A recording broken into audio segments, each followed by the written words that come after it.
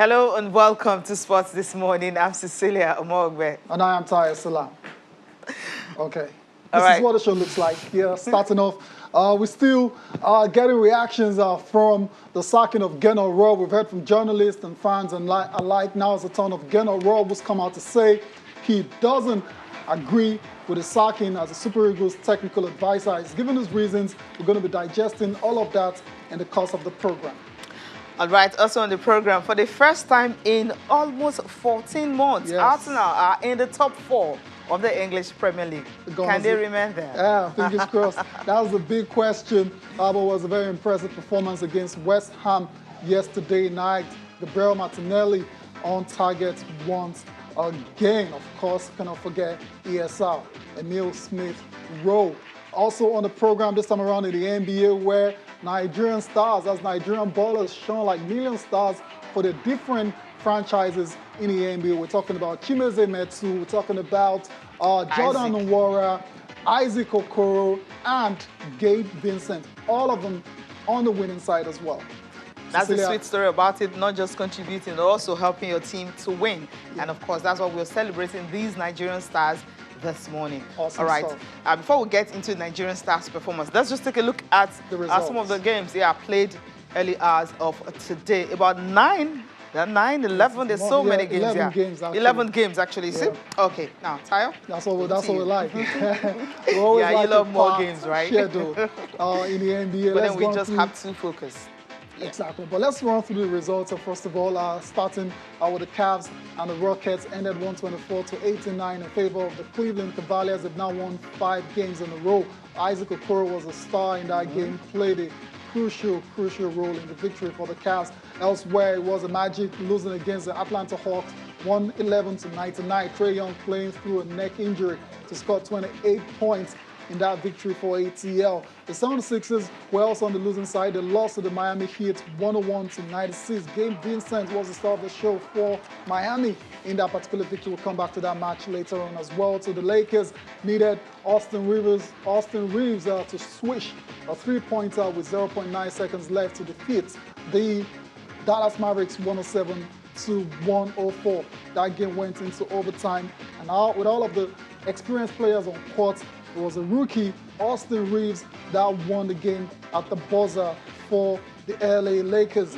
The Bucks were also victorious on the night. They defeated the Indiana Pacers 114-99. They were playing without Giannis Antetokounmpo and Chris Middleton, so in their absence, Drew Holiday was a star, 26 points and 14 rebounds. Jordan Nwora also played an instrumental role in that victory. We'll come back to that one as well. Cecilia, the Thunder lost against the New Orleans Pelicans 113-101.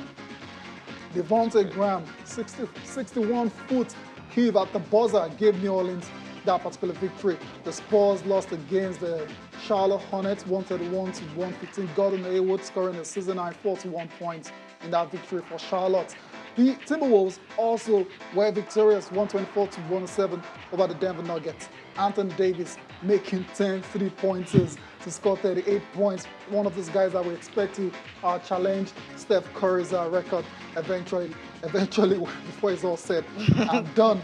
That record will not be broken. We'll see about that. So these guys are so young and they're taking so many threes these days in the NBA. You never can count them out totally, but I see where you're coming from. The Jazz were victorious against the LA Clippers 124-103. Donovan Mitchell scoring 19 of his 27 points in the second half. The Jazz have now won 8 in a row. They're the hottest team in the NBA right now. The Grizzlies were also winners. They defeated the Portland Trail Blazers 113-103. Desmond Bain with 23 points in that victory. They've now won 4 in a row. They're doing so well without Ja Morant, and Desmond Bain has been one of their best performers. And last but not the least, the Wizards lost against the Sacramento Kings. Chimeze Metu with 13 points and 7 rebounds in that victory for the Kings. All right, let's talk about our start games for today. Of course, we will pick in the game between the Bucks and the Pacers, and also the Cavs and the Rockets. Starting with the Bucks and the Pacers. Yes. As you mentioned earlier, Giannis Antetokounmpo not there. Chris Middleton also not there. Yanis is simply because of, COVID-19 protocol and everything, the health and Chris safety is protocol. injured. Chris is injured, and according to reports now, it's not as serious as they thought. So he will be back earlier than expected. So that's good news. So Drew Holiday had to step up in that one. Had 21 and a fourth quarter run. I mean, it was a spectacular performance coming from him. Who had to step up. Not just that 26 points he had, but also added 14 points for the team to win. And of course, you mentioned Jordan Rohr also had to step up his game, to be able to get into it. Scored about 15 points on the night for the team. And of course, you have some other players, being on double digits. I think that's what actually helped them to race to that lead, 114 and 99. Awesome performance for the likes of Jordan Rohr. Whenever there are injury issues on the roster, that's where the sophomores and the rookies have to take the opportunity that they give them, and that's exactly what Jordan did against the Indiana Pacers. Actually started the game as well too, and finished with 19 points. And he's been reacting to his very, very good showing against the Pacers. Let's take a listen now to the Tigers forward, Jordan Rohr.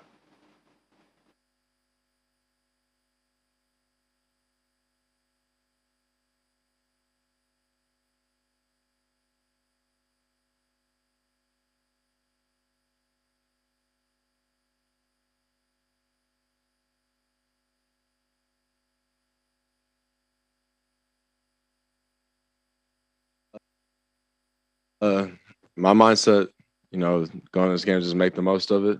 Obviously, there hasn't been a lot of opportunity for me lately. It's part of it. Like I've been saying, part of being young on a, championship team, best team in the world. In my opinion, until somebody else wins the championship, we're the best team in the world. So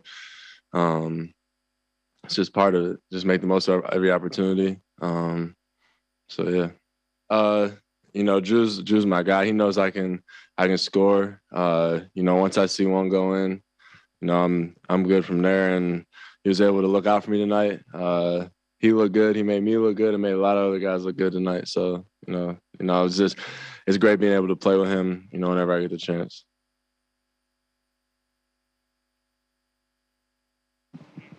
It's all about staying ready whenever the opportunity presents itself, and that's why Jordan Rohr is a topic of discussion this morning for the Milwaukee Bucks. Just a second year in the NBA, and it's going to continue to grow. Cecilia definitely is already a great shooter. He just needs to work on the other aspects of his game. Obviously, defensively, that's important. Mainly, that's what he really needs to work on. Okay, we're leaving Isaac Okoro. Okay, we're leaving Jordan Rohr and going straight to Isaac Okoro. His performance, for the Cavs. The Cavs recorded their 5th straight win, which is a remarkable one for them, especially the way they started the season. And of course, no other team they defeated than Houston Rockets. Houston Rockets had a good run right now. Well, it seems they're back to where they started. He's got 20 points for his team, and of course, Darius Garland has scored 21 points. Ricky Rubio also had 7 points and a season high of 12 assists. I mean, Dean Wade scored 16 points for the Cavs, and so at the end of the day, they were able to win the game. It was more like a rout. 124-89. Yeah, that's a rout. Just keep streaking. That's what is important for Isaac Okoro, right? Indeed. The Cavs are turning out to be the story of the 2021-2022 NBA season, courtesy of their 2 stars, Isaac Okoro and Darius Garland. Let's take a listen to them. Just making shots, really. Like I said, we put in the work. So, I mean, we had the confidence that the ball's going to go on the rim every time we shoot it. So that's what it was today. The rim looked big and it was going in today. Yeah, what Darius said, we put the work in, Darius gets a lot of shots up before and after practice. I do that. Everybody on the team does that. So we just know guys are going to knock it down. I feel like we're playing great basketball right now. I mean, it's very helpful. JB, we've been talking, just, telling me to be in the corners and, having guards like Darius and Ricky, they're always going to find me there. Defense always going to collapse in. So my job is to make the shots now. Yeah, I mean, after putting in all this work, every time I shoot the ball, I feel like it's going in now. So, I mean, just keep on working, keep putting work in, and shots will keep on falling.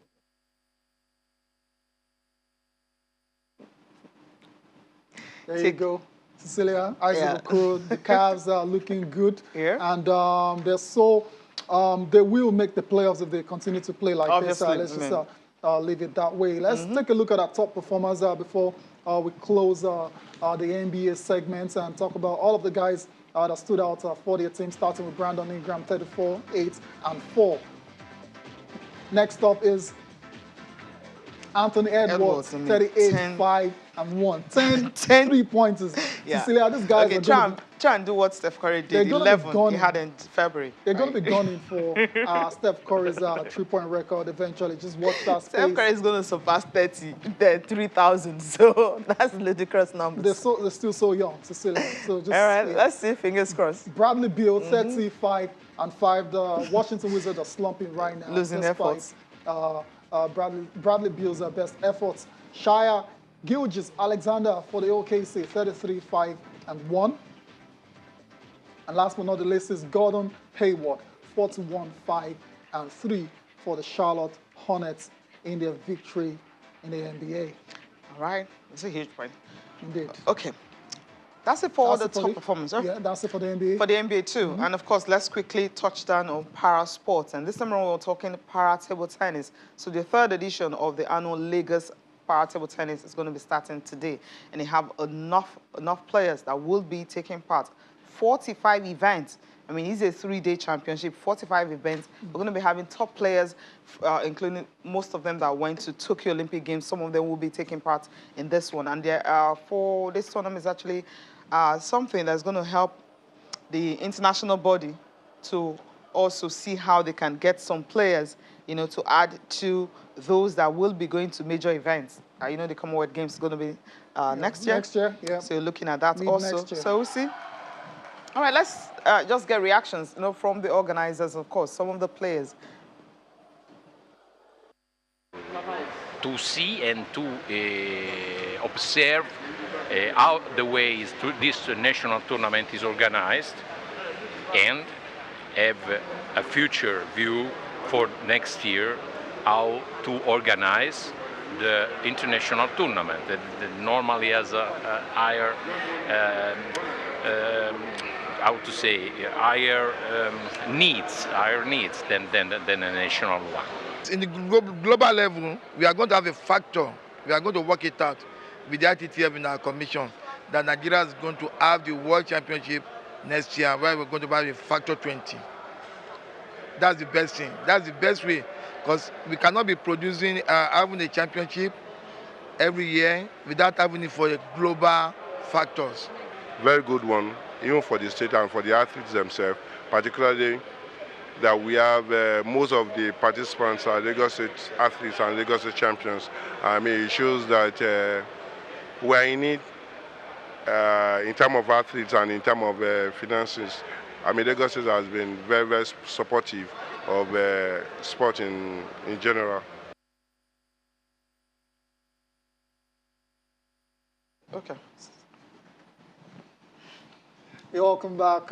Still watching Channel Sports this morning. Cecilia, we've now got a guest, a special guest, because we're building up to the 2021-2022 MPFL season, which is going to start on Friday, and we have a guest from one of the clubs. As a matter of fact, the Lagos-based club, the only club in Lagos representing the Nigerian Professional Football League. Cecilia? Yeah, Davidson Adejuwon.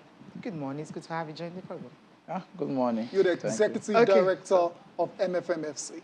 Very correct. Very correct. Okay, now MFM will be playing the opening game tomorrow, and it's going to be at the Onikon Stadium. That's where I'm going to start from. Usually, we know MFM, they use the Agege Stadium. Agege Stadium is still not ready, or you want to make Onikon your new home ground? No. Okay, so what's happening? Because of the ongoing construction or the renovation, as you may call it, and we would have loved to remain at Soccer Temple. Yeah. We understand that place, but again, for what it is, we believe anywhere in Lagos is still our home ground. Of course.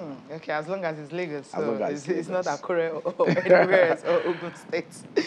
Okay, now I know there are changes going on with the MFM, players moving, coaches, upgrade, everything that's happening in the club. MFM, are you ready for the new season? Well, emphatically, we are We are more than ready. And this time around, I just need to also say this, that we are not just getting a technical advisor for fun of it. Okay. He has come in with a mandate. And, you know, the second season that we went to continents and that we came second, it all appeared that, okay, maybe it was just like a fluke. So we want to actually make it a real deal that it wasn't a fluke. We worked for it and we can still do it. So this time around, we've actually tasked him to also go for the same minimum second. If he's going to give us a trophy, I quite thank God they asked for the first time last season. And so MFM can also get it this season. I love that, right? Yeah, so the target is clearly laid out. A spot in the CAF Champions League next season at the minimum. But obviously, to do that, you've got to have a very, very good playing squad. Personnel is so important. So what can you tell MFM fans in Lagos and across Nigeria in terms of your recruitment for players? Yeah, our recruitment policy hasn't really changed. If you know MFM very well with our policy, we're always seen as getting them from the grassroots. Okay. And people feel like, oh, there are no big names there. What could they have just come up to do? But the season that we went to CAF to, similar story. And of course, if you see, check even the Premier League, when Leicester was going to win the trophy, they were not having so much of those big names. I think it's just an attitude where you believe that for those who parade big players, yes, it is. You can easily project and predict, but sometimes it doesn't work like that. But once in a while, for us, we feel we can get some of these young boys with hunger in them, and they just shock everybody like we've done before. And if you look at every season, we always have minimum 6-7 players, moving from MFM to other places. And it's been our job. People say you don't have to do business of this thing. We just allow your player to go. But I say, well, that is our actually target. We get them from the grassroots. Your target is to be a feeders team or something like that? Because MFM is a feeders team to the top flight. That's what it's looking like. More like giving them a platform. Yes, that's what we want to do. These are, and the Imba Ikanopila might not really want to see any of these boys because of their level. But for us, we believe in them. And when you bring them on board, I remember when we played Enugu Rangers, the last time the chairman was beside me, like, look at all these boys. If we bring them now and we did not start asking for big money, see, they want to die. And say, that's the philosophy, That is the platform we have. And it's not really about the big name, but the attitude. And for us at MFM FC, their welfare is the most important to us. And we have this relationship that makes them to go all out there. And most of our old squad are still on ground that we can still trust. The likes of Elijah Akoni, Tunde Aziz, Emilio Ju. We still have a good number of the experienced ones, who were in the continent, and then blend them with all those newly recruited ones. We just have to watch and see. Interesting. I just want to quickly a short answer to this. These players that eventually become known after playing for MFM, surely you don't just lose these guys for nothing. Surely not. There's got to be transfer revenue somewhere in there for MFM. Yeah, very well. Of course, the reality still remains that one of the biggest we've had is Stephen Ode. Yeah. Up to this December, we still have some inflow. Okay. Wow, look at that. There's usually a clause. Look at that. When they're being transferred. Okay, I think I like that. Yeah, so though the other one that we had was zero transfer, but the clause still has it. Whenever it moves on, we have something. So for us, sell-on clause. Yeah, sell-on clause. They say, they are just good product for us that we can showcase. And we are having a target that in the next 10-15 years of our being in the Premier League, we should have our players scattered everywhere. Not necessarily because of the money, but that pride that these are products came from MFM. That's what you mentioned earlier that you now have a technical advisor, Shola Balogun. Now, how will the technical advisor and also the chief coach, Gabriel Olalekon, he's still there, right? How are they going to work together? We know sometimes it can be very tricky when you're having two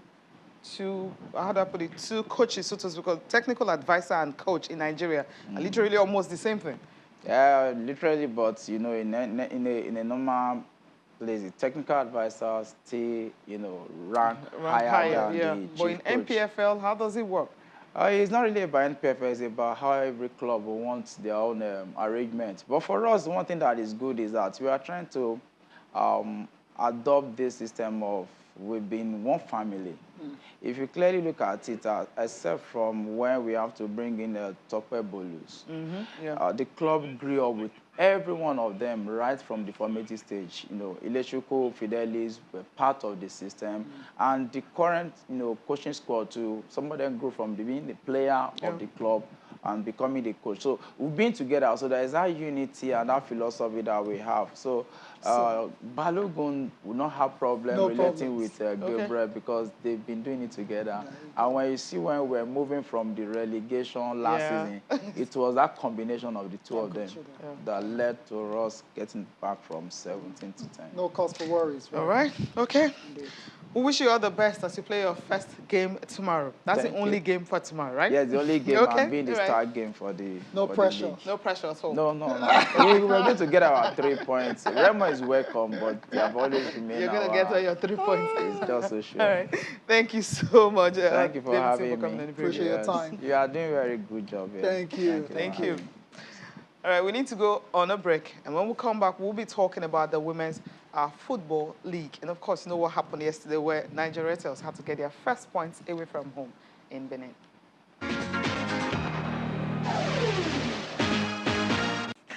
All right, time to talk about the Nigerian Women's Football League Premiership. It's match day 2, and that's what we'll be reviewing today. And the games that went down yesterday. And, of course, we'll just run through the results first before we talk about our key game, which is what happened in Benin City, precisely in Edo State, where Nigeria Rattles had to come from 2 goals down to get a point against Edo Queens. We'll look at the results first, then before we look at the games. If you can get the result right now, we'll start with games coming from Group A. Okay, yeah, there you have the first goal that was scored before. Okay, just 2 minutes into the second half, Yemisi Samuel, you know, took the lead for them. Then at the end of the day, somehow, in the last moment of the games, that's when Nigeria Rattles actually got into that game. And the first one in the 8th and 9th minute, they had to score that, and then it's finished. 1v1 with the goalkeeper at this time of the game. It's unacceptable. Cecilia, very disappointing. 82nd and 89th minutes. Right there. Yeah. What were they doing? I don't know what they were thinking. I don't know what they were thinking at all. That's what I thought. That's what I thought. Right there. And look at the celebrations at the end for Nigeria Rattles. They've started the season so good, Cecilia, because for a newly promoted side, I'm not sure a lot of people expected them to actually go to places like Edo to get a point. You know, you can tell from the celebration afterwards. Especially in that first half when it ended 1-0, because you had Ezekiel Morutayo, you know, getting that goal. And then the second half, you know, then Yemisi Samuel equalized, scored, and it was now 2-0. And then before you know what was happening, that's what I thought. But what happened in the 82nd and 89th minute, 2 goals in 7 minutes, and then that's why they are celebrating. It's more like a victory for them because they thought they had lost it until the 80th minute when they were able to score those 2 goals. And then they got that draw against Edo Queens. And you ask yourself, Edo Queens went to Adamawa to played against Adamawa, you know, and then they got it. They won there 2-0, and they were leading 2-0. And what happened at the end of the day? I mean, disappointing result, you would say, for Edo Queens, obviously. Let's get reactions from the game while we're still waiting for the result. These are the goals. I mean, impressive goals there that were scored by the Edo Queens, but somehow, you know, they just could. Let's get reactions from the game now. I'm happy that the game ended like that. They were too casual. They took the match for granted, it's obvious. But I'm sure they will learn from their mistakes. We have a good team, and I'm happy it's happening at the beginning. So they will know that you don't take any team for granted. It was a good game. They throw away all their chances. I congratulate the Rattle team. They were consistent from beginning to the end. I think the Edo Queens were too confident. And I'm happy it happened so that they will learn how to start their game from the beginning to the end. You can see that they are crying. I'm happy that it's happened. Next time they will brace up. But it was a good game.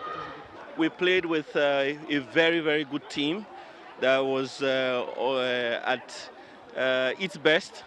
However, our girls were able to stand their grounds, coming from 2-0 win, lead rather, to a 2-2 for an away, for a team that is just getting into the league.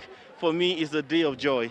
I want to sincerely thank God that this for us has shown that Nigerians have come to stay. And indeed, it is a moment of joy for the girls. Like you can see, we're just celebrating our first away draw, and it's indeed a unique one. All thanks to the Lord God Almighty. Though we plan for the game, but starting of the game, it turns another way. But we'll be able to put some fight back. But thank God, the space of 1 point for a win match is as good as a winning. So we just thank God that we have that good draw. The slogan in Nigeria is one day at a time. We played the first one, played the second one. First one we won, second one we drew. So we have to go back to our dream boss, as used to say, but we need to go and strategize how we can win the next match. We just need to be picking the point one after the other. We are going to the Super Six, that is a very important thing. So we are not boasting, we're just seeing what you can. You know, we are debutants, so we're just taking our time. We are not rushing. We give respect to some of the people we meet, but when we have opportunity like this kind of opportunity, we utilize it. Instead of losing, we turn to withdraw. And the one that's supposed to withdraw, we turn to be winning. So just if it is time. Good game from the opponents. At least they fought till the last and they were able to get their 2 goals against us. But what I would say is that my girls tried and they did their best. But in a game of football, it comes like that. We went away in our first game and were able to get 3 points.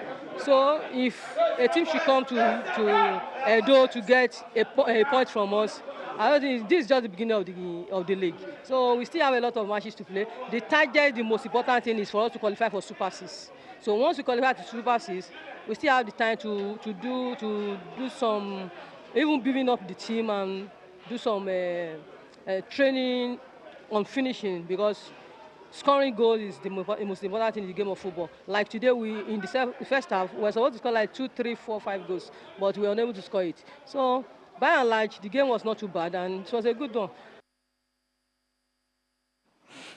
Yeah, a good game, that's what she said, but then they need to score their goals, which is more important. We'll take a look at all of the results from across other centers, starting with Pelican Stars and the game between Pelican Stars and, of course, Nasarawa Maisons. And Nasarawa Maisons won that one 3-0, and Confluence Queens won by a lone goal away from home also. And Edo Queens and Niger Ratters ended 2-2. And in Group B, you have Abia Angels and Royal Queens. It was goalless. Abia Angels not looking good for them. They lost their opening game and they went home, and that's a draw for them. Rivers Angels bounced back from the draw at Delta to win at home just by a lone goal. Ikehua scoring that lone goal against FC Robo. And of course, Bayelsa Queens and Delta Queens, they're dragging each other. Delta Queens points at home, points away from home, 2 points from 2 games, not looking good at all for them. Ended 1-1 in Nigerian Women's Football League Premiership. So that's match day 2 for you, Nigerian Women's Football League. So let's leave it and quickly go to, well, AFCON, yes. It's 24 days to the Nations Cup. We are counting down. You know, of course, Super Eagles are going to be there. And the target for the Super Eagles is to win the trophy. And that's the reason, of course, the coach was fired and another one is in charge. So if he doesn't win it, it's going to be a whole lot. But then, what? Carry on. Okay. We're going to take a look at 2 countries today. We've done 3 already. Those countries are taking part. We're going to be looking at Senegal and Cape Verde. Cape Verde is in the group with Cameroon. And for Cape Verde, well, they've just made 3 appearances at the competition. And, of course, their best outing was quarter-final place. That was in 2013. Yeah, just a small country and a small team. All right, so the next team, we're going to be focusing, of course, now. It's Senegal. Senegal, one of the favorites, surely going into the AFCON next year in Cameroon. Cecilia, they featured 16 times, and their best outing was a silver. Was in 2002 and 2019. So that's a team that's going to be coming into the competition with a target of winning gold. No, I think that's the only team that can deny the Super Eagles of winning that. There's so many good teams, Cecilia. Algeria, Egypt. Nah, don't do that, Cecilia. There's so many contenders for the title at the AFCON. Anyways, and the CAF, they came out yesterday to say that the competition is going to go ahead despite, Omicron and the COVID situation as well. So they have absolutely no plans to postpone this competition again, because it's going to be a second time if that happens, hopefully. And there is no June, there is no April, there's nothing. It's in January. So that's what we're still counting down. 24 days to the Nations Cup. So for those of you thinking it's going to be postponed, it's not going to happen. It's still 24 days to the Nations Cup. All right. Bada Akintunde Johnson is going to join us now to talk about the Nations Cup. And of course, the big story that has been trending since Monday, which is the sack of Super Eagles coach Gernot Rohr. And just yesterday, an exclusive interview with ESPN, Colin Udo had a whole time with him when he talked about, his sacking, how he didn't like it, and a whole lot, faulting the NFF for, giving him the boots. Bada, good morning. It's good to have you join us. Good morning, Cecilia. Good morning, Tayo. And good morning to the viewers. He said he didn't like it. Have you ever met anyone who liked to be sacked? Yeah. Okay. So, Bada, let's just go through what Gernot Rohr has had to say before you react to it. And he says they are searching for some reasons. Of course, I hear everywhere that the performances were not good enough. But we have the statistics, especially in the last games, because we took the last 2 games to say we're not in a good shape and we're not playing well.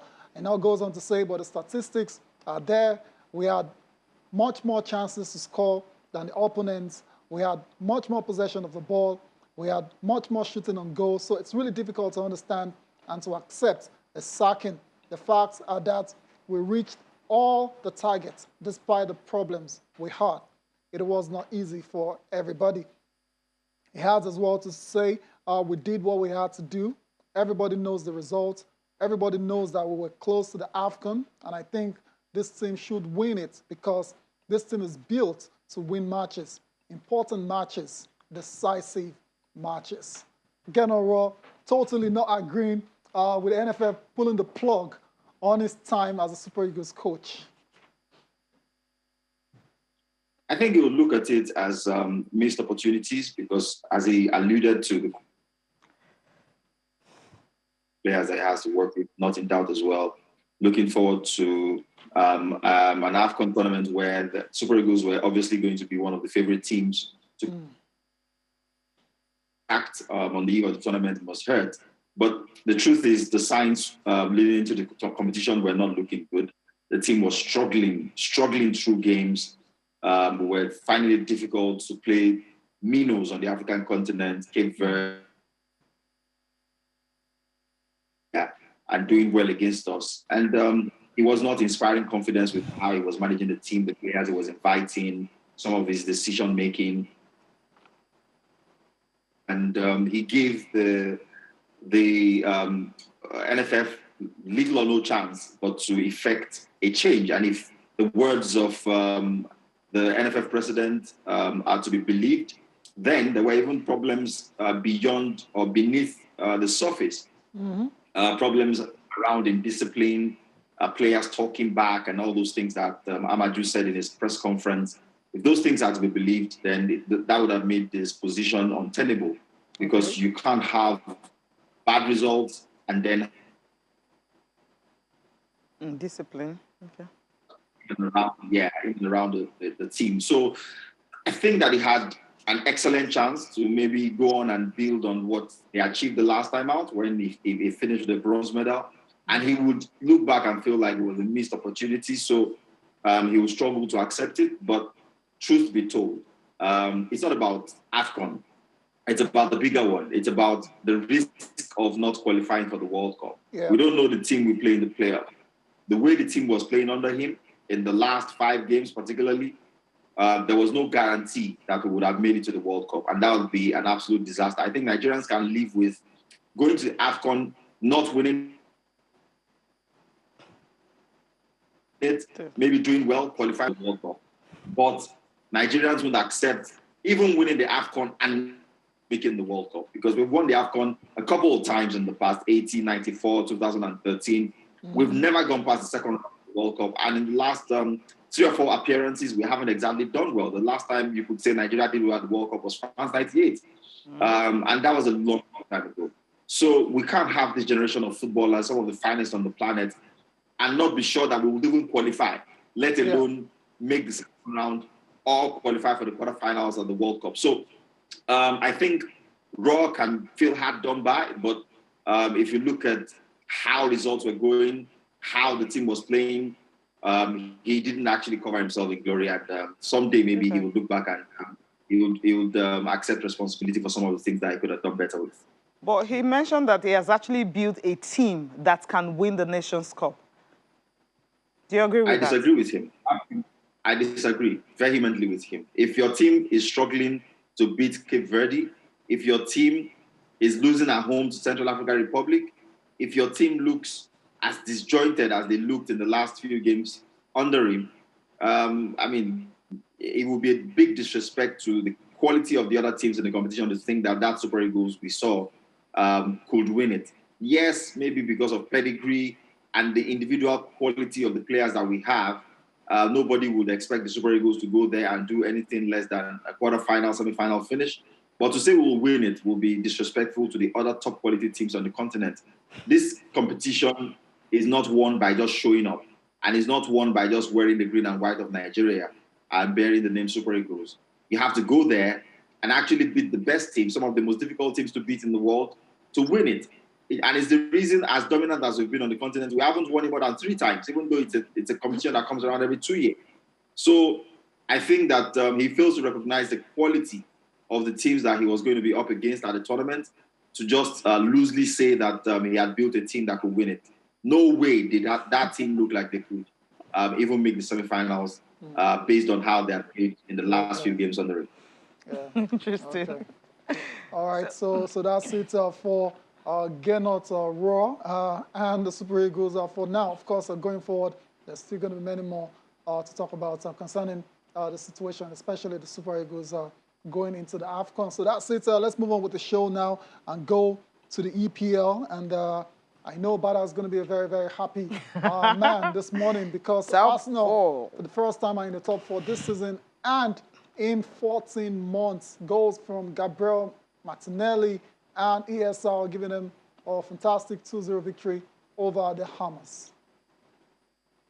I'm a happy man, as you can see. I'm smiling. The smile is big. Yeah, one of the best Arsenal performances I've seen in a while, especially against a top opposition, or a team you can call it top opposition. As a matter of fact, this season, Arsenal hadn't beaten a team above them on the match day, or going into the match. And yesterday, West Ham were placed 4th, Arsenal 5th, going into that game. And Arsenal showed desire, showed a lot of heart from the first whistle. West Ham, it must be said, went their usual self, and they've sort of dropped off in the past few weeks. They haven't actually won in the last 6 games. But Arsenal took full advantage. They were very, very confident on the ball. Some of the mistakes that made them lose points against Everton and Manchester United went on show yesterday. The central midfielders, Partey and Xhaka, used the ball well. Odegaard as well. And the way they moved the ball from defense into midfield and into attack, where they had the pace of Saka troubling Masuaku all night. I haven't seen any player give Masuaku that much grief as Saka did yesterday night. Every time he got isolated against Masuaku, the West Ham left back was in all kinds of trouble. And that particular right side of midfield always looked like the likely outlet to a goal for Arsenal. On the other side, Martinelli was also buzzing all over the place, and Lacazette played one of his best games on an Arsenal shirt last night. He was dropping into the holes, in between the lines, picking up the balls, linking up play, and just generally causing trouble. Arsenal first half will look back and feel like they should have scored, maybe a couple. Didn't exactly finish clinically, but as soon as the second half started, they made West Ham pay for their own sloppiness. Lacazette picked up the pass from Gabriel and played a through ball through to Martinelli, whose pace took him past the West Ham defense in behind, and he finished absolutely efficiently to down low to Fabianski's left for 1-0. And I think West Ham's task was made even more difficult when I think it was Sofal that was sent off for the foul on Lacazette. I thought it was harsh.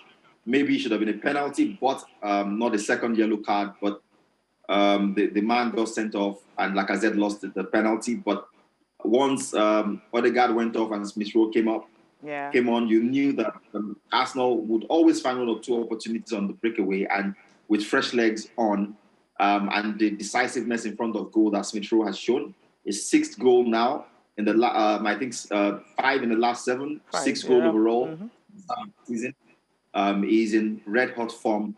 He's Arsenal's joint top scorer in all competitions alongside Aubameyang now. The way he got on the ball and the way he drove across the face of goal and planted that left foot shot into the bottom corner showed the man has grown from that fresh-faced, very innocent-looking guy who came on for his first start against Chelsea at about this time last year. He must the boy has now become a man, and he's one of the leaders in this Arsenal team. I thought Arsenal were full value for them yesterday. Did really well and deserve to have won by even more goals. All right, we hope they can stay in the top 4. But we need to go on a break. And when we come back, we'll be looking at the games for today, especially the game between Leicester City and Tottenham. Unfortunately for us, we weren't granted any dispensation. So, which is obviously disappointing. You know, we're a team and a club that have always wanted to support all the measures and everything else, but maybe when you need a little bit of support with the extreme situation that we were in, we weren't able to get that. The government reopened our training center on Sunday, and then from Sunday we restarted a game to work with not many players, also because we had problems also with under 23. But we started with 13, 14 players, and today we had training with 16 players, more young players. All right, that's Brendan Rodgers. You also heard from Antonio Conte. They wanted that game postponed, but then Tottenham already have 2 games postponed, including, if you add the Conference League to it, that's about 3 games. But Leicester City, I mean, they're complaining. But then the games will obviously go ahead. So let's take a look at the fixtures for today briefly before we talk to Bada, especially about Kun Aguero. I mean, there's a Leicester City and Tottenham will be in action. You also have a Chelsea and Everton, then Liverpool and Newcastle. These are the games for today. Liverpool, Newcastle, Chelsea, Everton, and Leicester City and Tottenham. These are the fixtures for today. All right, so that's Liverpool and Chelsea will try to stay close to the leaders, Manchester City. You don't want to let them get away from you too far away. Before we let Bada go, Sergio Kun Aguero announced his retirement at the age of 33 because of a heart condition. Not the ideal way you want to bow out of the game. It was giving you so much. But you have to say, if you look at the overall picture, he's paid his dues, he's had a fantastic career, and it's just unfortunate he had to end this way. For you, Sergio Aguero, what would you rate this guy in terms of being prolific in football? I would think one of the best finishers I've ever seen. For his diminutive frame, he was quite a powerful, lethal finisher who had a very, very solid understanding of space, where to run into, where to receive the ball, when he does, what to do with it. From under 20 World Cup, I already knew he was a special player. The way he just sort of knew how to apply the right kind of finish, depending on what was required at the time. I knew he was going to score a lot of goals. When he went to Atletico Madrid, he proved it. And then he moved to England, joining the City team that had just come into money but hadn't won much in terms of trophies and what a career he had at. And that moment when, with almost the last touch of the season, he won the league for Manchester City will go down as one of the most iconic moments of not just the Premier League, but of sports in general. Yep. And for him to retire prematurely in this way is disappointing because we thought there was a new chapter at Barcelona that held some promise, especially at the time when Barca were up against the ropes and needed someone of his caliber to sort of drag them along. Unfortunately, he only played a few minutes, managed a goal in the Clásico against Real Madrid. It turned out to be his final one. But you can see how heartbroken it was to just all of a sudden realize that a career that spanned almost 20 years has to end because of a heart condition.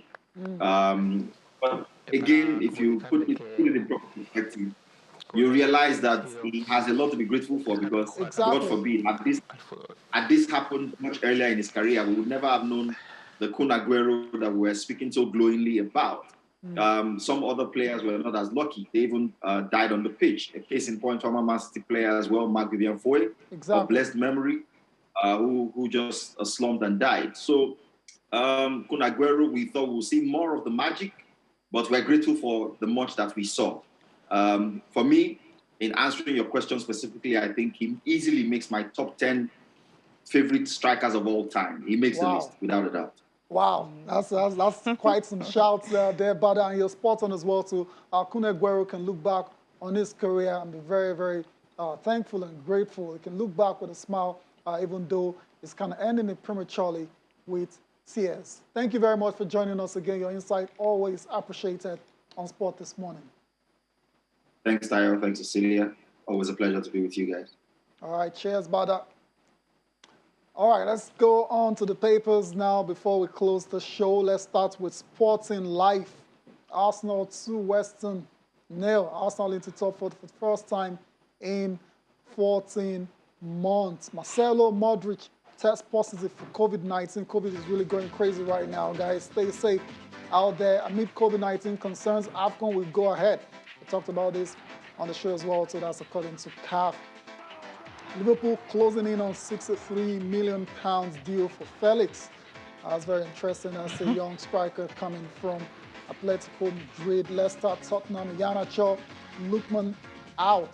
Iheanacho looks like still trying to recover from his situation. Chukwueze net second Copa del Rey goal. Atletico Villarreal 7-1 victors in their game in the Copa del Rey.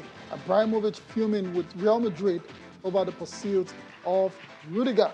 Well, paying the money and then we won't be talking about this thing. Right? Rudiger to Real Madrid. I think that deal is going to happen in the summer. Let's move over to Complete Sports, which, of course, is the final one this morning. You also have the story on Arsenal into top 4. Martinelli and Smith Rowe firing them. Pep Guardiola, Lionel Messi, and Ramos paying emotional tribute to Aguero after his retirement at the age of 33. Liverpool can make history with landmark top flight win.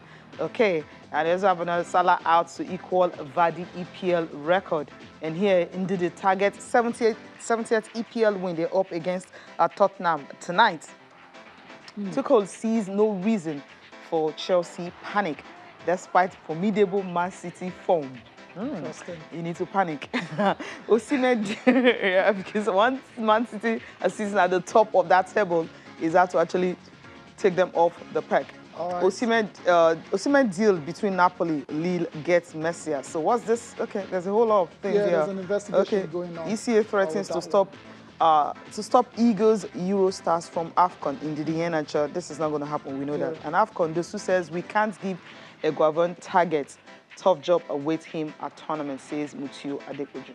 All right, so that's it for the papers, guys. Before we go, let's take a couple of your messages. This one is coming from Adeyemi Idowu. You're saying Gernot Rohr must be on something to say he's built a team. It was technically deficient, slow, cold, and stubborn. Some really harsh words there coming from Adeyemi Idowu right there, Cecilia. That's serious. Okay, I think that's a bit harsh. You know what? We need to leave this let's leave it at that. Unfortunately we're leaving it on a harsh note, but that's the way this game goes at times. Thank you all for watching the program again. Enjoy the rest of your day. I'm Cecilia Mogbe. Thank you for watching. I'll see you again tomorrow.